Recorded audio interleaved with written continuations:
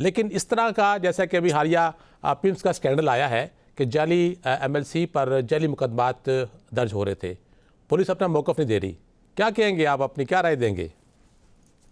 دیکھیں، ایک تو چیز واضح ہو گئی ہے کہ اسلام آباد کے تھانوں میں جعلی مقدمات ہو رہے ہیں. یہ چیز تو اب بالکل سامنے ثابت ہو گئی ہے، کیونکہ اب دوسرا سرکاری ادارہ اس میں آ چکا ہے، ایف آئی اے، جنہوں نے یہ کارروائی کی ہے.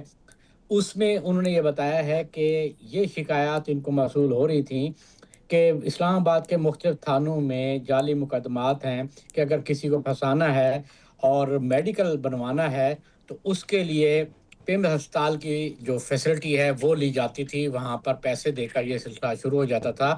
اگر آپ کو کٹ بھی نہیں ہے تو وہ آپ کو کٹ بھی لگا کے دیں گے اور بتائیں گے کہ جی یہ واقعی گہرا زخم ہے اور اس کا پرچہ بنتا ہے، جس کی بیس پہ لوگوں کو پھنسایا جاتا تھا مقدمات میں.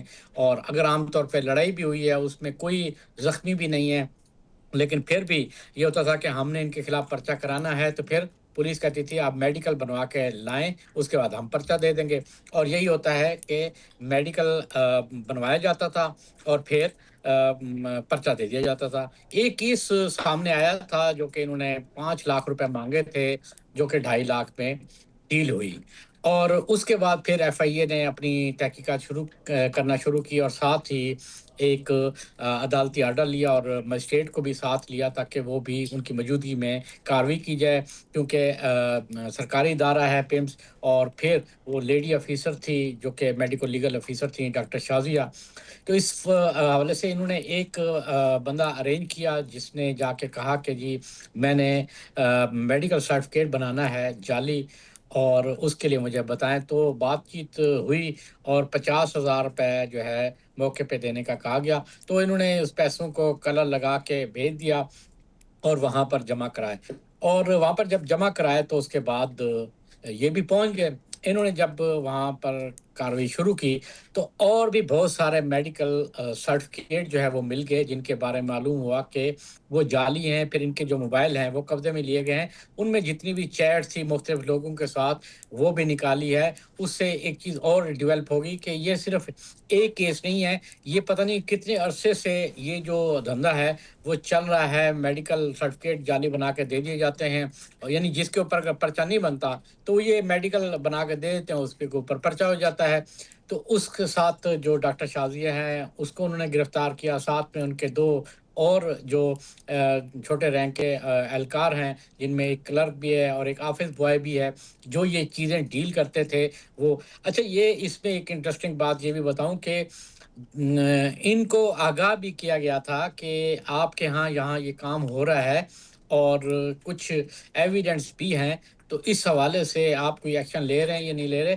تو انہوں نے بات سنی کس انسنی کو کر آگاہ دی. کیا تھا ذوالقرنین؟ یہ کسی نے ان کو ڈاکٹر شازیہ سے کسی نے رابطہ کیا اور ان کو کہا کہ جی آپ کے حوالے سے یہ شکایات یہاں پر آ رہی ہیں، تو اگر ایسی کوئی چیز ہے تو آپ فوری طور پہ ایکشن لیں. لیکن انہوں نے بھی، کیونکہ وہ خود انوالو تھی مبینہ طور پہ، اب ہم یہی ابھی کہیں گے، تو اس کی وجہ سے جو ہے وہ کام وہی چل رہا تھا. تو جس کے بعد یہ ایک پراپر درخواست جو ہے وہ ایف آئی اے کے پاس پہنچی شکایت کی صورت میں، اور اس کے بعد پھر یہ کارروائی عمل میں لائے گی. اب وہ خاتون افیسر تھی، ان کو تو جوڈیشل کر دیا ہے، باقی دونوں کا جو ہے جسمانی ریمانڈ لیا ہوا ہے. اب ریمانڈ کے دوران جو ہے مزید یہ انکشافات سامنے آئیں گے کہ ایگزیکٹ کتنا فگر جو ہے وہ سامنے آئے گا کہ کتنے لوگوں کو اب تک جعلی میڈیکل لیگل یہ ویسے تو میں یہ کہوں کہ عام سی بات ہوگی، لوگ کہیں گے یار یہ اتنا کون سا مسئلہ ہے، 2-2.5 لاکھ کی رشوت کا معاملہ تھا. لیکن اگر اس کو آپ گہرائی میں جائیں تو یہ ایک بہت بڑا معاملہ ہے کہ کتنے لوگ ہوں گے جنہوں نے ان جعلی میڈیکل سرٹیفکیٹ کی وجہ سے سفر کیا ہے، جو جیل میں چلے گئے، حوالات میں چلے گئے. یہ جو چیز ہے یہ بڑی اہم ہے. اس حوالے سے یہ جو کارروائی ہے یہ بھی بہت بڑی ہے.